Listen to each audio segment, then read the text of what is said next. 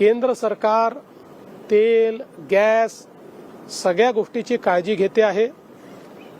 आंतरराष्ट्रीय परिस्थिती आपल्या सगळ्यांना माहिती आहे, तरीही कुठेही तुटवडा पडू नये म्हणून सर्व प्रकारच्या उपाययोजना चाललेल्या आहेत। कोणीही अफवा पसरवू नये, कोणीही अफवेवर विश्वास ठेवू नये। अफवेवर विश्वास ठेवून जर साठेकरण आपण सुरू केलं तर परिस्थिती खराब होईल। त्यातनं डिमांड आणि सप्लाय हे जे काही सूत्र आहे ते सूत्र कुठेतरी गडबडेल। आणि म्हणून माझी सर्वांना विनंती आहे, कुठल्याही अफवेवर विश्वास ठेवू नका। माध्यमांनाही विनंती आहे, नवनवीन गोष्टी ज्या कुठेही त्याचा पुरावा नाही अशा गोष्टी दाखवून लोकांमध्ये पॅनिक तयार करू नका। केंद्र सरकार या संदर्भात उचित काळजी घेत आहे।